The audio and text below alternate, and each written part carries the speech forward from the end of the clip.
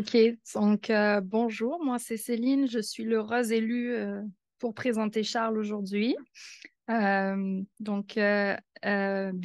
à la deuxième édition de la série de séminaires sur la science expérientielle du Centre d'excellence en santé mentale jeunesse. Aujourd'hui, nous sommes chanceux d'avoir Charles Albert Mourin, patient partenaire et père aidant au CIUS de l'Ouest de l'île de Montréal et coordonnateur en expérience vécue au Centre d'excellence. Charles a fait des études de deuxième cycle en sciences politiques à l'Université de Montréal. En tant qu'activiste, il travaille activement à libérer la parole relativement à la maladie mentale. En tant que patient partenaire et père aidant, il met à profit son expérience pour améliorer les soins et aider les gens qui vivent des enjeux de santé mentale.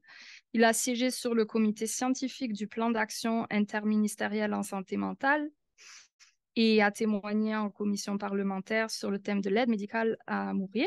Et aujourd'hui, il va nous parler de l'utilisation de l'espoir comme outil thérapeutique en santé mentale et des avenues de recherche sur le sujet. Reminder that the presentation will take place in French, but the slides will be bilingual and Charles could take question in any official language. Sans plus tarder, je donne la parole à Charles.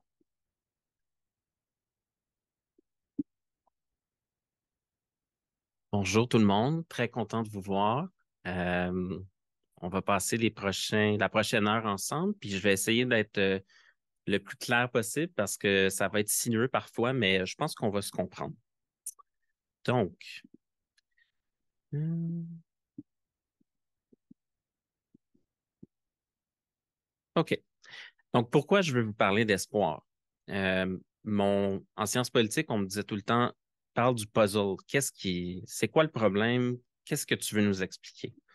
Donc, dans le fond, l'espoir, lorsque j'allais pas bien, il y a quelques années de ça, on me disait souvent de garder espoir. Puis j'ai toujours trouvé ça étrange qu'on me serve un genre d'incantation à l'espoir, comme garde espoir. Après tout, la perte d'espoir, c'est un symptôme de la dépression. Euh, Puis si on dit souvent là, que la maladie mentale, c'est comme un bras cassé. Donc, si on garde la métaphore du bras cassé, c'est comme si on demandait à quelqu'un qui a un bras cassé de soulever un objet. Ça se fait pas vraiment comme ça. Euh, donc, je me disais que pour un bras cassé, il faut faire de la réadaptation. Ben, c'est la même chose pour l'espoir en psychiatrie. Il faut apprendre à l'utiliser ou en tout cas, on ne peut pas juste souhaiter que l'espoir soit là sans trop savoir comment l'utiliser. Puis en faisant mes recherches pour savoir de quoi j'allais parler, je suis tombé sur le Oxford Handbook of Hope. Et là, je suis tombé justement sur une mine d'or parce que je me suis rendu compte que l'espoir, c'était un objet d'étude scientifique. Donc, encore une fois, c'était pas juste quelque chose d'insaisissable, mais qu'on pouvait vraiment se servir de l'espoir d'une manière qui est plus efficace. Euh, donc, c'est ça. Donc, je vais vous parler de l'espoir, puis voilà. Donc, je vais me présenter rapidement pour vous dire comment j'en suis arrivé ici, de la science politique à euh, par aidant, patient partenaire et coordonnateur du vécu expérientiel. Je vais parler de la littérature, donc ce que j'ai découvert. Donc, je suis pas un expert en espoir, mais je vais vous rapporter ce que j'ai lu dans le fameux livre. Et cette littérature-là, elle va servir à répondre à trois questions. Comment les données peuvent répondre aux lacunes de la paraidance? Donc, on se rappelle que moi, j'ai été paraidant, puis je le suis encore un peu. Ensuite, je veux vous montrer que l'espoir et les études sur l'espoir en psychologie, en psychiatrie peuvent avoir un lien avec les sciences sociales. Et bon, moi, j'ai toujours été un gros fan de la multidisciplinarité avant même que je sache comment on pouvait en faire. Puis là, je pense que j'ai trouvé quelque chose d'intéressant. Et finalement, un gros défi qui est de répondre aux besoins que provoque l'éco-anxiété chez les jeunes et les moins jeunes. Donc, on commence avec, dans le fond, qu'est-ce qui m'amène ici au Douglas? Ben, il y a 15 ans, on m'a accueilli, oui, mais on m'a surtout diagnostiqué un trouble bipolaire. Donc, en 2008, parce que, bon, j'avais vécu de l'anxiété, de la dépression, j'étais tombé en hypomanie, puis j'étais retombé. Et c'est à ce moment-là que docteur, j'oublie son nom, en tout cas, m'a diagnostiqué un trouble bipolaire. Donc ça, c'était en 2008. En 2013, j'essaie de faire ça rapide. Là, en 2013, j'ai vu un autre psychiatre qui n'était pas celui qui me suivait depuis les 4 dernières années, puis qui, lui, m'a dit au bout d'1 heure que j'étais pas bipolaire, mais que j'avais un trouble anxieux. Donc, c'est limite quelque chose qui soulève des questionnements déontologiques. Ça a été fait rapidement, puis lui m'a dit que tout d'un coup, j'avais pas besoin de prendre les molécules pour mon trouble bipolaire, que j'avais seulement à prendre des médicaments pour le trouble anxieux. Donc, tout va bien, j'arrête les stabilisateurs d'humeur et paf, je remonte en 2013, puis je retombe en 2014, donc nouvelle dépression, jusqu'à temps qu'on se rende compte que non, j'étais bel et bien bipolaire. Donc, finalement, il fallait que je reprenne la molécule que j'avais abandonnée. Puis, quelques semaines plus tard, tout revenait, tout se stabilisait. Euh, Avant ça, en 2013, bon, durant ces années-là, grosso modo, j'ai fait un mémoire en sciences politiques sur la période des droits civiques aux États-Unis, donc la période là, d'émancipation des Afro-Américains. Et à l'époque, je ne savais pas du tout que ça allait m'être utile dans mon cheminement, mais j'allais vraiment, ma rencontre avec les leaders afro-américains allait vraiment m'aider beaucoup, dans le fond, pour traverser là, les tempêtes qui allaient être sur mon chemin. Euh, donc, donc, c'est ça. Donc, ces études-là, au début, c'est ça, je les faisais juste par intérêt personnel, mais je n'avais pas vraiment, c'est ça, d'attente, là, vraiment. Euh, Là, c'est ça, en 2017, rapidement encore, parce que je ne veux pas passer la présentation, parler de moi. Mais en 2017, j'ai fait un changement drastique d'orientation professionnelle. Là, j'étais rendu que j'étudiais la sommellerie parce que je ne trouvais pas de travail en sciences politiques, mais j'avais toujours l'espoir que j'ai toujours voulu m'impliquer en santé mentale parce que, bien, évidemment, ça m'avait marqué ce que j'avais vécu, donc je voulais m'impliquer. Et là, finalement, j'ai eu Dans le fond, je suis allé cogner à la porte de Ina Winkleman, qu'on connaît tous, ou en tout cas que plusieurs connaissent. Puis elle m'a dit, c'était à Access à cette époque-là, un projet de recherche, puis elle m'a dit, va voir le PEP, il cherche un assistant de recherche. Donc, je suis devenu assistant de recherche.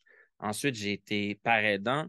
Et en parallèle de tout ça, j'ai été patient partenaire. Donc, pour faire vite, un patient partenaire, ça utilise son vécu pour conseiller autant les chercheurs que les soignants pour que les soins et la recherche soient plus en phase avec le vécu des patients. Puis par aidance, vite, vite, c'est quelqu'un qui a un vécu puis qui l'utilise, mais cette fois-ci pour aider quelqu'un. Donc, c'est un rôle clinique, c'est pas un rôle de conseil. Donc, on revient au Oxford Handbook. Donc, qu'est-ce que nous dit la littérature sur l'espoir? Donc, celui qui est à la base de la théorie de l'espoir, c'est un monsieur Snyder qui, en 1994, a mis de l'avant sa théorie pour la première fois, qui a dit que l'espoir, c'était le produit de deux variables. L'agentivité, ça, c'est un mot qu'on aime beaucoup en sciences politiques, puis qui est utilisé ici aussi. C'est la détermination face à la possibilité d'accomplir un objectif. Je trouve ça un peu chargé comme. Puis, en fait, ces lectures-là, je les ai faites en anglais, puis j'ai essayé de les traduire en français. Donc, c'est pour ça que des fois, la formulation va être un peu mélangeante. Mais j'ai trouvé une définition plus simple. C'est la capacité d'agir sur le monde, les choses, les êtres et les transformer ou les influencer. Donc, dans le fond, on pourrait dire que c'est le contraire de l'aliénation, si on veut. On n'est pas privé de pouvoir, on a du pouvoir. Donc, ça, c'est la première variable. La deuxième variable, c'est le pathways thinking. C'est la capacité de raisonner pour trouver des voies pour atteindre son objectif. Donc, disons que je veux faire une tarte aux pommes. Je peux me rendre à telle épicerie, mais bon, j'apprends, je ne sais pas, moi, que l'épicerie est fermée pour une raison ou une autre. Bien, je suis capable de trouver un autre chemin pour aller à une autre épicerie, puis j'ai l'agentivité, donc j'ai la voiture, j'ai la volonté, je suis capable de m'y rendre. Drôle d'exemple, mais c'est à peu près ça. Donc, ce que nous dit la théorie, c'est que l'espoir. Bon, puis je veux faire une petite parenthèse. On est vraiment, je trouve, puis je serais curieux de vous entendre dans une définition vraiment anglo-saxonne de l'espoir. On est dans le pragmatisme, puis je défie quiconque de trouver une définition aussi synthétique dans la littérature française. Nos cousins ont souvent sont plus compliqués d'habitude. Donc, c'est une définition de l'espoir, je trouve, qui est très qui est très synthétique, si on veut. Donc, l'espoir, dans la littérature, ça dit que ça nous aide à identifier des objectifs. Donc, c'est vraiment, encore une fois, basé sur les objectifs. Et c'est un déterminant des résultats positifs. Donc, je vous arrête à résultat. Ça, c'est un terme qui est utilisé en santé mentale. C'est vraiment pris au sens large. Ça peut être l'emploi, la capacité d'avoir un emploi, ça peut être les relations avec les autres. Donc, dans le fond, sur un ensemble de résultats assez large, dans la plupart des circonstances, les individus de tous horizons, donc les blancs, les noirs, les pauvres, les riches, peu importe, peuvent bénéficier du fait d'avoir de l'espoir, ou en tout cas d'avoir un espoir qui est renforcé. On continue. Donc, qu'est-ce que la littérature nous dit? Ça a été pour moi, ça a été extraordinaire, là. Donc, plutôt justement que ça soit une incantation, l'espoir, puis on cherche, puis qu'on en veuille, ben, on a trouvé qu'il y avait des interventions fondées sur l'espoir qui ont été développées pour enseigner, si on veut, l'espoir, de manière à le renforcer. Donc, ça, pour moi, je trouve ça extraordinaire parce qu'on a énormément de pouvoir comme parent aidant, puis aussi comme psychiatre ou comme psychologue, de renforcer un espoir qui pourrait être a priori plus restreint, si on veut. Là, on va voir une autre expression qui est difficilement traduisible en français, la satisfaction de sa vie, life satisfaction. Lorsque l'espoir est accru, on a une meilleure satisfaction de notre vie, un meilleur rendement scolaire et une meilleure estime de soi. Donc, on constate que, encore une fois, c'est très large l'espoir. Ça touche à toutes sortes de domaines. Ce n'est pas exclusivement pour faire de la tarte aux pommes. Là. Ça peut être pour avoir une meilleure estime de soi, bon, pour le rendement scolaire, etc. Puis, il y a une étude que dont je veux souligner l'importance parce que ça m'a vraiment frappé. C'est Chevins et collègues en 2006 qui se demandaient si les interventions axées sur l'espoir aidaient les gens qui n'avaient pas de troubles mentaux ou qui en avaient. Puis, à la base, les chercheurs ont fait une intervention pour cibler seulement les gens qui n'en avaient pas. Et on s'est rendu compte qu'on avait des résultats vraiment intéressants. Et cette intervention-là n'avait pas été faite spécifiquement pour viser les gens qui étaient dépressifs.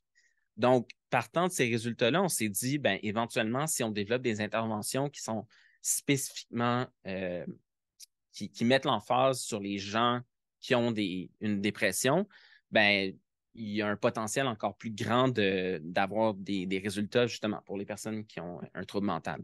Donc, je trouvais ça super intéressant de voir cette étude-là là, dans le fond. Ça, c'est des avenues de recherche. Encore une fois, je ne suis pas un spécialiste de l'espoir, je fais juste rapporter ce que j'ai lu et qui m'enthousiasme. Donc, ça, c'est le Oxford Handbook of Hope qui donne des avenues pour la recherche. Donc, on fait un petit retour en arrière. Les conférences qu'on donne, que je donne aujourd'hui, c'est dans la série du vécu expérientiel. Puis notre mission un peu que Lena nous a accordée, c'est partant de notre vécu à nous, de donner des cues ou des indications aux chercheurs pour leur dire allez faire des recherches là-dessus en se basant sur ce qu'on a vécu. Puis ça serait les 3 questions, je pense, qui seraient intéressantes à explorer. Il y en a des dizaines dans le livre, c'est vraiment pas les seuls. Mais ces questions-là m'ont paru vraiment importantes. Donc, quel est l'impact d'une l'intervention basée sur l'espoir, sur la prévention des rechutes dans la dépression majeure? Donc, venir à bout d'une dépression, c'est déjà difficile, mais qu'est-ce qu'on fait si on en a une deuxième, si la dépression se chronicise? Ça devient de plus en plus difficile. Quelle est la relation à long terme entre l'espoir et la dépression? Est-ce que des épisodes dépressifs supplémentaires érodent l'espoir au fil du temps? Donc, puis si on pense à l'espoir comme étant un synonyme de résilience, bien que dans la littérature, ils ne voient pas ça comme un synonyme, mais est-ce qu'on est constamment résilient, peu importe ce qui nous arrive, ou finalement on a un réservoir d'espoir puis un réservoir de résilience qui baisse à mesure qu'on vit des échecs ou des difficultés. Les deux premières questions sont quand même assez reliées, mais en tout cas, c'est deux formulations, je pense, qu'on peut retenir, qui sont intéressantes. Et là, on va ailleurs. On se penche sur la réponse au traitement. Donc, on se demande si dans les essais cliniques sur les traitements, donc, on peut parler de psychothérapie, de pharmacologie, toutes sortes de psychothérapies différentes, la DBT, la CBT, nommez-les. Est-ce que les gens qui ont de l'espoir de base, puis là, encore une fois, on dit baseline hope en anglais, on veut dire, dans le fond, sa réserve d'espoir avant l'essai, dans le fond, l'essai clinique. Est-ce que cette réserve d'espoir-là, elle prédit les résultats chez les personnes déprimées? C'est-à-dire est-ce que ceux qui ont plus d'espoir, est-ce qu'ils sont plus susceptibles de répondre au traitement? Donc, d'avoir, pour que la psychothérapie ou les médicaments aient un plus grand impact. Donc, ça, c'est une autre question à explorer. Je vais prendre une gorgée. Donc là, on arrive. J'ai parlé d'espoir, de ce qui se disait dans la littérature.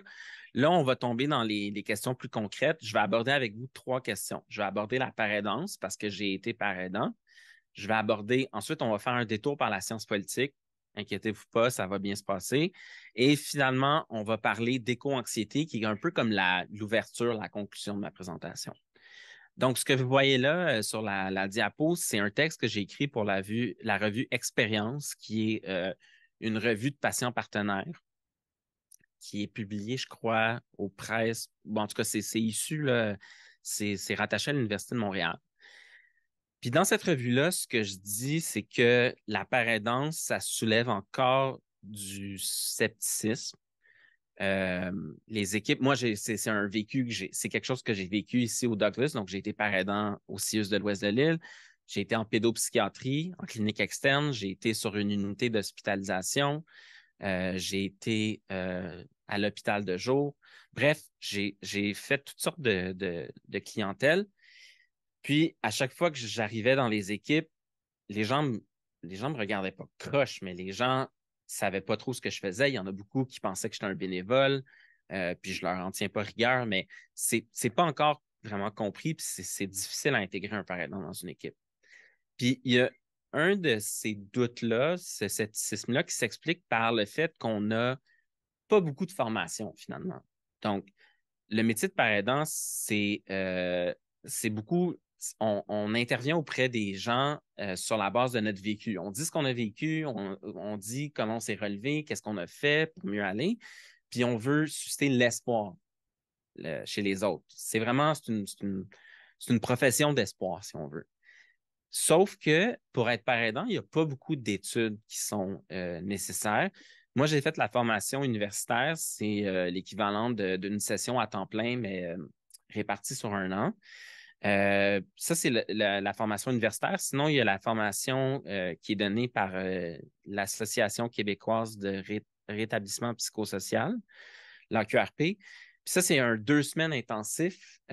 Donc, oui, c'est beaucoup d'heures, mais 2 semaines pour devenir intervenant, c'est sûr que ce n'est pas tout le monde qui va être convaincu.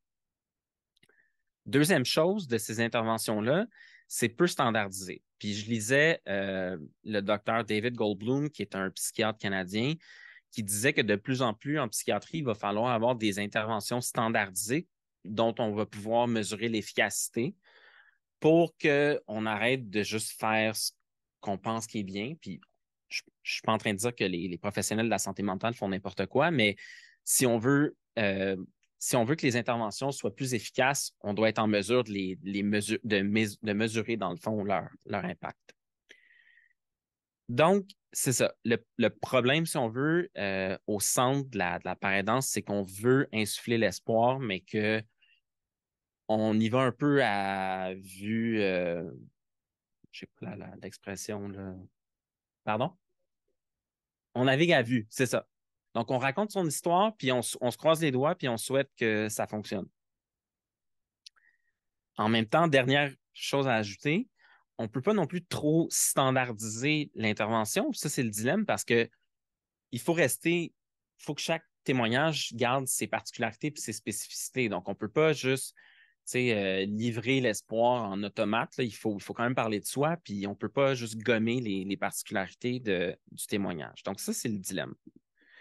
Donc, pour la paire aidance, moi, je pense que comme le titre de ma présentation le disait, on pourrait utiliser la littérature sur l'espoir pour pas adapter, mais améliorer, dans le fond, les interventions. Donc, est-ce qu'on devrait mettre de l'emphase plus sur ce segment-là de notre vie? Est-ce qu'on devrait mettre de côté un autre segment? Comment on fait pour que le témoignage ait le plus d'impact possible? Ensuite, on peut traiter différents troubles. Snyder, en fait, c'est pas Snyder, c'est un auteur plus tard, va dire qu'il y a des interventions qui peuvent viser l'anxiété généralisée versus des interventions qui visent la dépression. Puis l'anxiété généralisée, j'ai mis un astérisque parce que les auteurs insistent pour dire que les interventions basées sur l'espoir, ça ne s'adresse pas aux troubles paniques ou aux phobies. Parce que dans le fond, l'espoir, c'est vraiment l'incapacité de se projeter dans l'avenir puis de voir qu'on va avoir du succès ou qu'on va parvenir à atteindre nos objectifs. Puis ça, c'est plus propre à l'anxiété généralisée. Donc voilà, donc adapter les interventions pour qu'elles soient plus efficaces. Puis, on peut aussi voir, donc, on peut faire des interventions à différents âges. Donc, est-ce que l'espoir, ça s'inculque très tôt? Donc, est-ce qu'on l'utilise beaucoup en pédopsychiatrie? Ou est-ce qu'on l'utilise quand la dépression devient chronique? Donc, il y a toutes sortes de choses à aller voir. OK. Deuxième, on met de côté la paraidance. J'espère que je ne vous ai pas perdu. Là, on tombe dans le volet plus sciences politiques. Puis, ce qui nous permet de se rendre à la science politique, c'est un détour par la psychologie positive. J'espère que vous allez comprendre. Donc, j'ai dû aller sur Google pour savoir comment prononcer le nom de cet auteur-là qui est roumain, mais c'est pas un chercheur obscur, c'est quelqu'un qui est très, très, très, très connu. Puis, dans le fond, on prononce son nom de cette façon-là, Csikszentmihalyi. Bon. Donc, c'est un des précurseurs de la psychologie positive. Puis, dans ce passage-là, c'est une allocution qu'il a donnée en 2009 où il se réjouit, dans le fond, de l'avancement de la psychologie positive.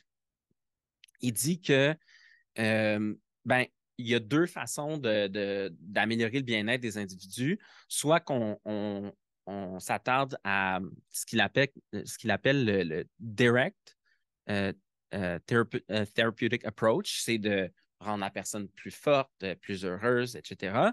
Mais il y a aussi la façon indirecte qui est que l'environnement dans lequel la personne évolue soit moins pathologisant, si vous pouvez me passer l'expression, c'est-à-dire que l'environnement soit moins stressant, l'environnement soit plus agréable, c'est peut-être pas le bon mot, mais en tout cas, donc qui crée moins de souffrance.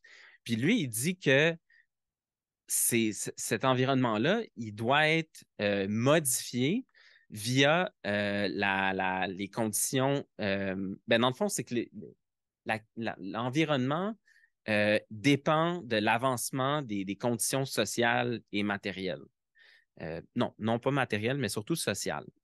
Puis il y a John Kabat-Zinn qui lui aussi, qui est comme la rockstar du mindfulness, qui nous dit que oui, la méditation est bénéfique au bien-être individuel, mais le travail d'empathie inhérent à la méditation est un point de départ pour une action qui peut transformer le monde, faire progresser la justice sociale et l'écologie. Donc là, c'est là qu'on s'en vient un peu plus dans la science politique. Donc, c'est pas moi qui ai inventé, dans le fond, ce lien-là, c'est que je l'ai lu dans le fameux livre. Puis c'est là que je me suis dit, oh, OK, là, il y a une opportunité de faire un lien. Là. Donc, ce que dit le livre, le Oxford Handbook of Hope, dans le fond, c'est qu'à un moment donné, il y a un chapitre qui se demande comment on peut justement faire en sorte que le changement social se produise. Puis il donne l'exemple de Martin Luther King, puis ça tombe bien parce que c'est lui que j'ai étudié quand j'avais 25 ans. Puis, donc, ce qui est dit dans le livre, c'est que, bon, Dr. King, on s'en souvient comme quelqu'un qui a réussi à faire aboutir le changement pour les Afro-Américains, mais qui a aussi inspiré la lutte de beaucoup de minorités. Mais il faut garder en tête qu'il a vécu beaucoup, beaucoup de pertes et des obstacles significatifs et qu'il a gardé espoir. Et le mouvement des droits civiques n'a pas produit des effets du jour au lendemain. Il y avait beaucoup d'obstacles. Puis là, c'est là qu'on retient les notions qui sont développées dans la littérature.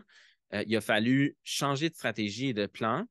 Il a fallu avoir une motivation pas accrue, mais soutenue, donc le agency, l'agentivité.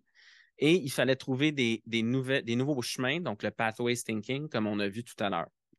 Puis l'espoir est au cœur du combat et continue à être un facteur important de la justice sociale. C'est ça, en gros, là, le lien. C'est dans le livre, on ne sait pas trop comment il a fait, Martin Luther King.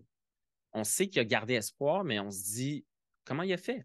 Si les bénéfices de sa lutte sont éloignés, puis qu'il n'y a pas grand-chose à tirer de ça concrètement, comment ça se fait qu'il poursuit? Puis, un petit chapitre de l'histoire, non, je vais le mettre de côté celui-là, parce qu'on n'aura pas de temps. Donc, le livre que j'ai utilisé dans le fond, pour répondre aux questions, donc comment il a fait pour garder l'espoir, comment le mouvement a soutenu, s'est maintenu, c'est un livre que j'avais utilisé pour pas ma retraite, ma maîtrise, Collective Action and Civil Rights Movement. Puis vous verrez que le premier de couverture, dans le fond, c'est la manifestation de Selma en 1965, où il y a des manifestants qui ont été littéralement battus par des chevaux au galop. Puis c'est ce qu'on appelle le Bloody Sunday. C'était passé en direct sur les ondes. Donc voilà. OK. L'espoir et les sciences sociales. Donc, je vais essayer d'aller un peu plus vite parce qu'on m'a dit qu'il y avait le temps passait. Donc, dans le fond, ce qu'on va faire, c'est aller vite, vite, vite sur une théorie, puis ensuite parler d'espoir. Donc, pour comprendre la motivation des acteurs comme Luther King, dans le fond, ce qu'ils veulent, c'est l'obtention d'un bien public. Qu'est-ce que c'est un bien public? C'est un bien dont tout le monde peut bénéficier, comme un droit de vote ou un climat qui est plus sain. Ça peut être toutes sortes dans le fond, justement, de biens qui n'est pas un bien privé. Puis, les acteurs s'impliquent toujours selon un frame, selon un calcul de coût-bénéfice. Puis, dans le fond, la question qu'on se pose dans les sciences sociales, c'est pourquoi se mobiliser? Même question que s'est posée le Oxford Handbook. Et donc, c'est ça. Ça, c'est une question que j'ai prise directement là, du fameux livre. Puis, on se demande de quelle manière l'action est-elle contagieuse et comment elle est transmise par les dirigeants des mouvements à leurs partisans.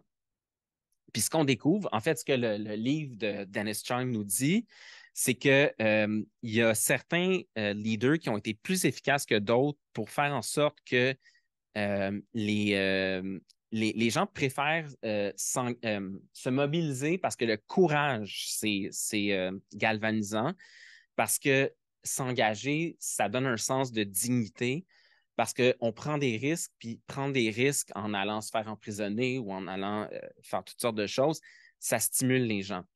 Puis même, plus que ça, participer à un mouvement de lutte, ça donne du plaisir, littéralement. Donc, peu importe, quiconque ici a été dans une manifestation, puis bon, peut-être les psychiatres sont plus discrets, puis ils ne vont pas dans la rue, là, mais quand on fait partie d'un groupe puis qu'on se mobilise, il y a un certain plaisir. L'espoir et les sciences sociales, dernière diapo, je crois. Qu'est-ce qui pousse les leaders à continuer à donner autant personnellement? Donc, on revient à la question qu'on s'était posée il y a quelques minutes.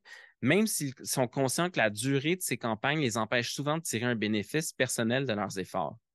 Ben, Martin Luther King, là, ça le rendait intéressant d'être cette figure-là d'espoir, de leader. Ça faisait en sorte, puis bon, c'est un peu une expiation cynique, mais c'est ce que le livre, c'est ce que l'auteur prétend. Euh, Être dans l'époque où tout change, il y a de l'effervescence, il y a, ça grouille, c'est intéressant. Puis, un peu comme on disait avec le, oui, le courage, euh, dans le fond, marcher dans la rue puis vivre la répression, c'est un peu être mis au défi. Donc, grosso modo, ce que je veux dire, c'est que ce qu'il faut voir, là, dans le fond, si je vous ai peut-être perdu, c'est que il y a les sciences sociales peuvent donner des réponses. C'est ça que je veux que vous reteniez. Les sciences sociales peuvent cohabiter avec la littérature sur la santé mentale, puis l'un peut nourrir l'autre. Puis j'invite tout le monde dans la salle qui fait des recherches et tout le monde sur Zoom d'essayer de voir s'il y a d'autres opportunités où les sciences peuvent se répondre. OK. Éco-anxiété. Pourquoi je parle d'éco-anxiété, puis je vais faire ça vite? Bon, j'ai écrit un texte là, en 2021 sur l'éco-anxiété, puis dans le fond, je racontais que même moi, quand j'étais très jeune, je vivais énormément d'éco-anxiété. Ma mère va le confirmer. Là, je regardais la température dans l'auto en arrivant au chalet, puis j'essayais de voir s'il y avait une différence avec la moyenne à cette époque-là de l'année. Puis là, je commençais à paniquer si je voyais qu'il faisait plus chaud que la moyenne. C'est pour vous donner une idée. Puis dans le texte que j'ai écrit, je dis dans le fond que agir, les politiciens, s'ils agissent dans la lutte climatique, c'est un peu l'équivalent d'une action de santé publique parce qu'il y a beaucoup de jeunes comme moi qui vont être moins anxieux si on sent que les choses avancent. Ça, c'est le lien en gros. Puis, dans le fond, j'ai pris cet exemple-là parce que on peut, dans le fond, l'espoir au service de l'éco-anxiété, je reviens encore à l'espèce de dualité entre la double capacité de autant comprendre la mobilisation des groupes, autant de développer des interventions psychothérapeutiques pour soigner l'individu. Donc, à partir de la même notion qui est l'espoir, on peut comprendre comment changer les choses sur le plan social, puis comment aider les individus à souffrir moins. Puis les logos que vous voyez là, le Climate Psychology Alliance puis le Climate Psychiatry Alliance, c'est deux groupes américains. Je les ai découverts en faisant des lectures qui sont vraiment dédiés, dont la vocation est de soigner les gens qui font de l'éco-anxiété. Je ne crois pas qu'il y ait d'équivalent au Canada. Les chercheurs me le confirmeront ou l'infirmeront. Mais en tout cas, mon souhait, idéalement, c'est que ces interventions-là soient diffusées plus largement. Bon, en conclusion, j'ai fait tout plein de détours, mais ce que j'essayais de vous dire, dans le fond, là, j'ai retenu cette citation-là, elle est tirée du livre de Chung, là, donc sur l'action collective, pas celui sur l'espoir. Puis, the availability of a successful model of protest raises expectations about the chances of success. Dans le fond, le mouvement pour les droits civiques a inspiré, puis ça, c'est pas moi qui le dis, là, toutes sortes de mouvements. Le mouvement LGBTQ+, le mouvement d'émancipation des femmes. En sciences sociales, le mouvement des droits civiques, c'est vraiment vu comme étant une réussite, puis il y a beaucoup de mouvements qui se sont inspirés des réussites.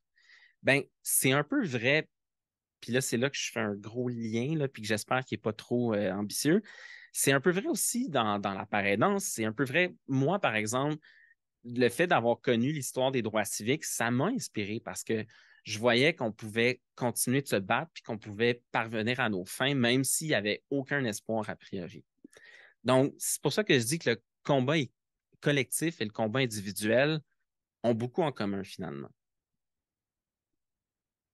En terminant, je vous remercie pour votre attention. Je vais vous demander si vous avez des questions, des commentaires, mais je veux juste faire un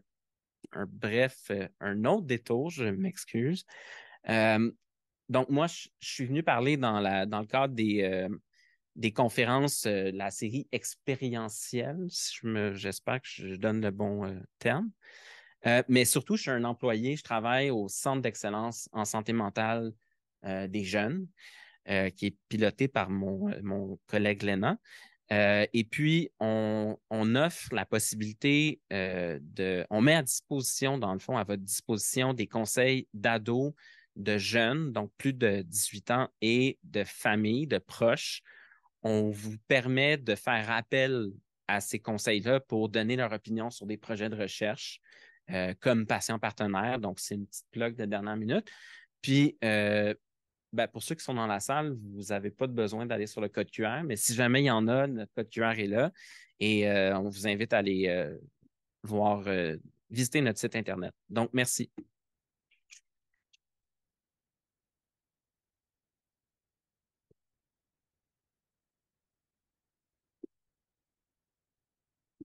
Merci, Charles. Merci beaucoup. Donc, Charles peut prendre des questions en français ou en anglais. Et pour ceux sur Zoom, vous pouvez juste écrire vos questions dans le chat, s'il vous plaît. Questions? Oui, allez-y. Merci beaucoup. C'était vraiment passionnant et très systémique dans plein d'approches et plein de liens. Donc, je m'y retrouve beaucoup. Je vais concentrer, j'aurais 1000 questions, mais je vais essayer de concentrer sur peut-être une remarque question et une question qui est très intéressée. Donc, la remarque, c'était par rapport au réservoir d'espoir.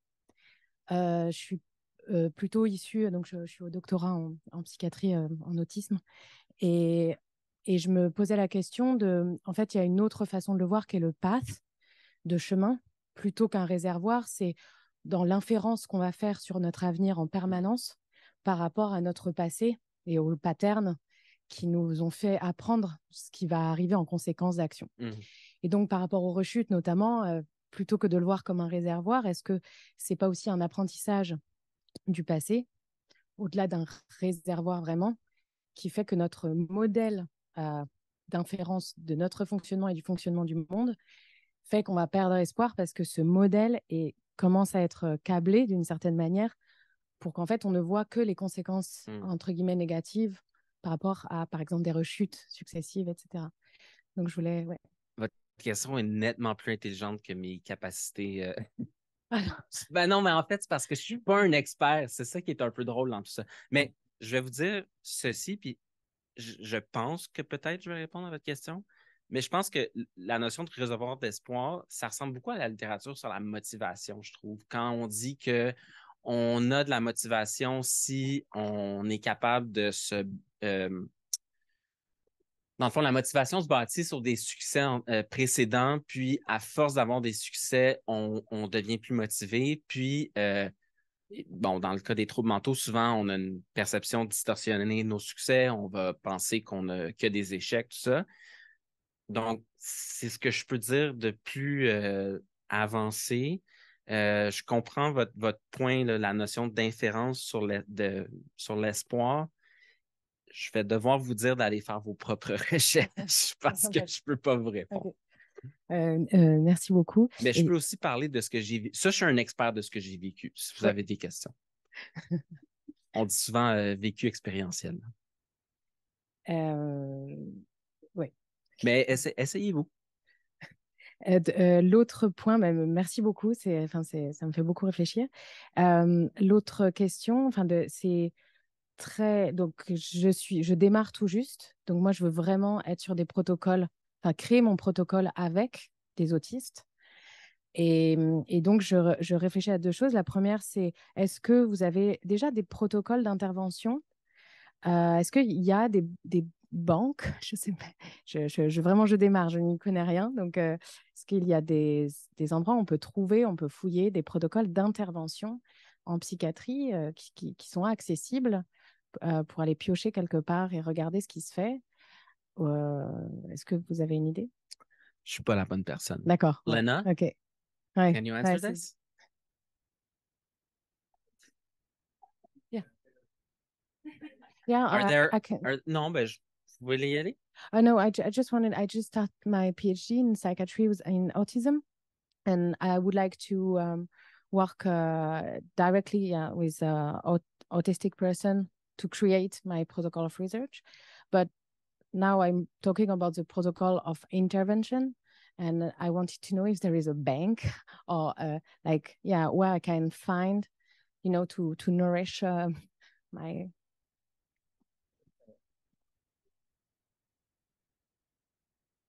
Well, there is a very active artisan research network within Montreal, within Quebec. It's called TAC. You can look at the TAC website.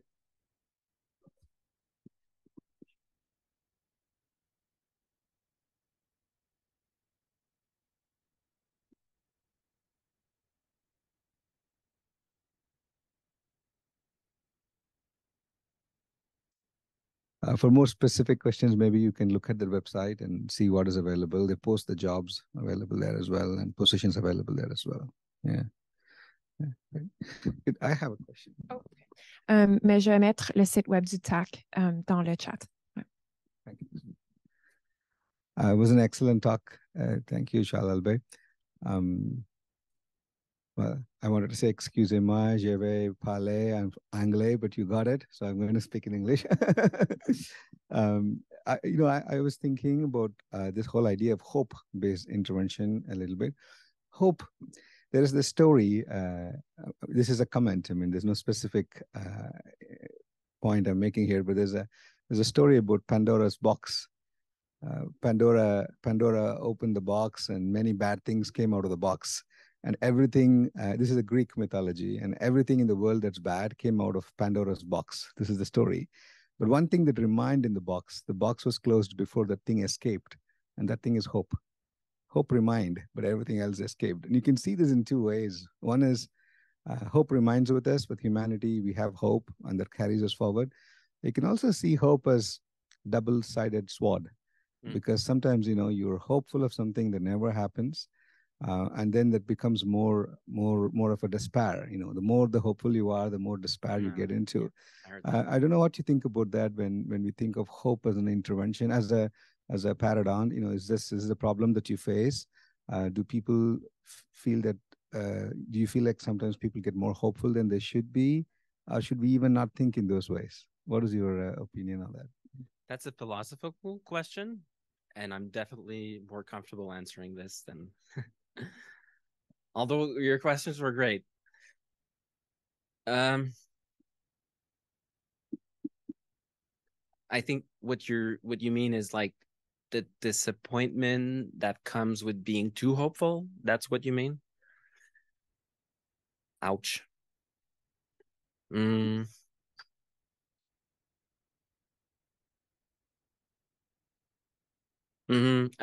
mean in my practice? Okay, so I've only been a peer worker for 2 years, 3, but unfortunately, when I'm on the hospitalization unit, people are at their lowest. And what I've noticed with youths and even children is that many of them, I don't want to say majority or whatever, but many of them have a hard time expressing their feelings. And so it's hard, like not being a clinician with scales and doing evaluations, it's hard to measure how they progress in terms of hope. So it's kind of hard for me to say how it, like what my interventions produce. On a more philosophical note, it's like very common sense, like limit idiotic, but I would say that you're always better with more hope than less hope. That would be my 2 cents, but I mean, I know it can be hard, like to have hope and then be disappointed, but I think, and it's just me reflecting out loud, I think that the hope that you have in yourself, when you get the disappointment, once you are disappointed, then you still have hope. It doesn't, the whole thing doesn't disappear. You still have like residual hope. That would be my answer.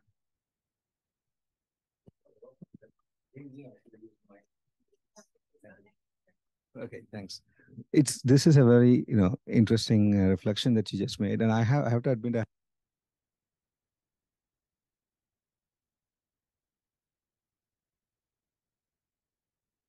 No, push there's a button on the mic. Yeah. better. Yeah. Yeah. So what I said was I haven't seen systematic studies on hope-based intervention, but it seems appealing to me as you speak. Why this is not looked at.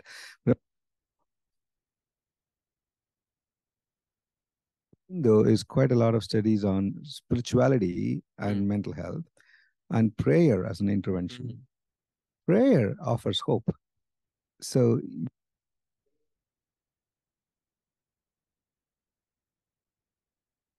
that's one of my favorite questions that you could ask because it's directly related to social sciences. So two things, one personal, one social science. So Émile Durkheim, who is a French sociologist, he basically invented sociology. And the first study that he did was le suicide.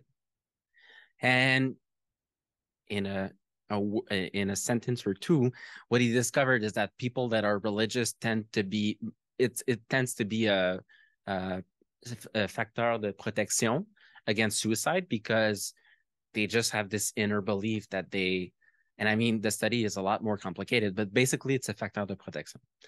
And so that's one thing. And it resonates with my own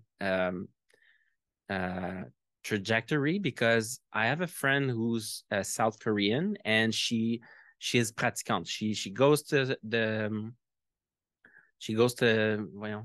church. Merci. She goes to church every week, and she's a believer. Like she's not making it up, or she's not just following her parents, whatever.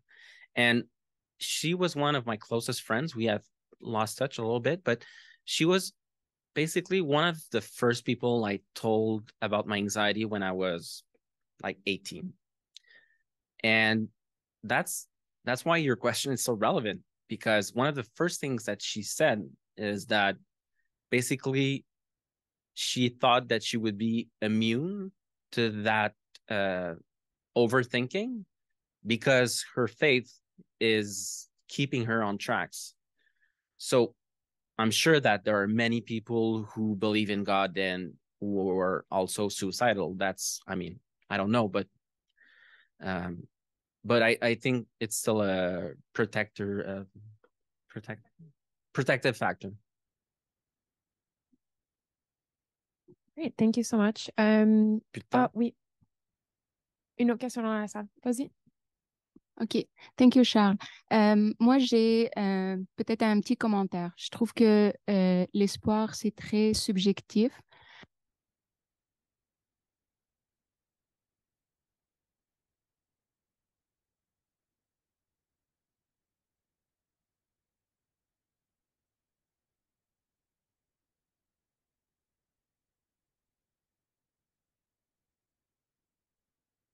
Je vais répondre à ça rapidement. Dans le fameux livre, Ma Nouvelle Bible, ils disent que l'espoir est génétique. L'espoir se transmet. Ou en tout cas, c'est une hypothèse qu'on doit investiguer.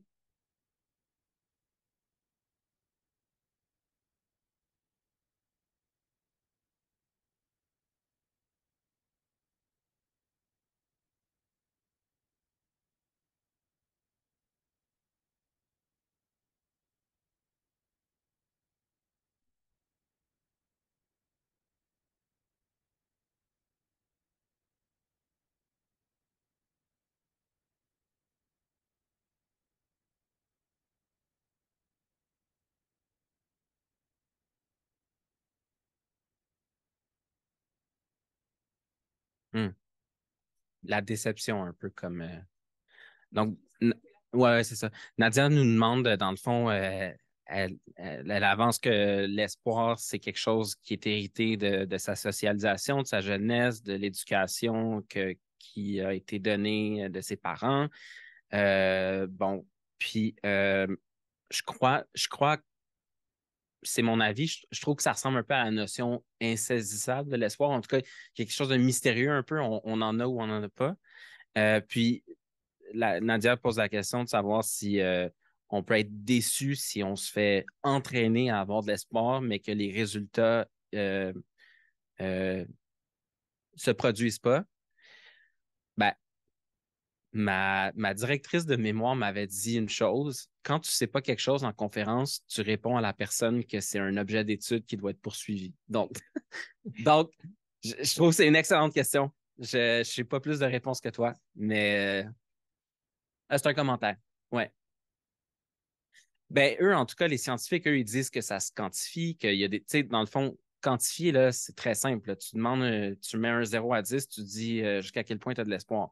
Ça, c'est vraiment la façon la plus keep it simple, stupid. Là. On quantifie avec des chiffres, mais après ça, c'est sûr que la notion d'espoir, c'est plus complexe. Là. C'est plus. Ça a différentes branches, ou en tout cas, c'est ça. Merci. Merci beaucoup. On a une autre question dans la salle. Parfait. Est-ce que ça marche? Ouais. Merci beaucoup, Charles. Tu as mentionné que l'espoir, on dit que c'est génétique ou il y a une hypothèse que c'est génétique. Est-ce que tu as plus de détails sur ça? Parce que est-ce que c'est comme la théorie que, disons, comme tu as étudié la, les droits civils et tout, genre African American Rights, est-ce que c'est un peu similaire à la théorie où quand un groupe vit quelque chose de très traumatisant, ça descend à travers jusqu'à ce que ça affecte génétiquement? Ben, moi, je trouve qu'il y a une piste de recherche à investiguer. Là, encore une fois, j'espère que je ne me trompe pas, mais je sais que le taux de suicide chez les populations autochtones au Canada est très semblable à celui en Australie. Donc, les populations autochtones des pays colonisés s'enlèvent la vie beaucoup, beaucoup. Et en quantité supérieure aux populations afro-américaines. Donc là, je lance, tu m'envoies une question, je relance la question. Est-ce qu'il y a une transmission de l'espoir qui se fait dans une population et pas dans une autre, compte tenu que les Afro-Américains auraient peut-être beaucoup de raisons d'être désespérés, de voir qu'il y a du backlash, de la répression policière? Ben, pourquoi les gens s'enlèvent pas plus la vie? Ça pourrait être une question. Oui. Est-ce que la réponse, ne serait pas plus que la façon que Indigenous people vivent est beaucoup plus pire que African Americans? Genre, on n'est pas coincé sur des réserves avec une carte pour prouver notre identité et des choses comme ça. Parce que, ouais, peut-être que c'est aussi un autre facteur, puisque l'espoir, c'est l'environnement social et politique dans lequel, ouais, social surtout, dans lequel ils vivent, plus qu'une transmission d'un gène de l'espoir. Ben, si tu cherches un sujet de mémoire de maîtrise, let's go. Je peux pas te répondre. Je peux pas te répondre. Merci beaucoup. Donc, on est maintenant à temps. Thank you, everyone who also joined us on Zoom today. Thank you, Charles. Merci beaucoup. We will have more seminars in this series coming up. We have one at the beginning of winter and in the spring. So please check out our website and subscribe to our upcoming newsletter if you want to be kept up to date for future talks. And so thank you very much and have a great rest of your day. Merci.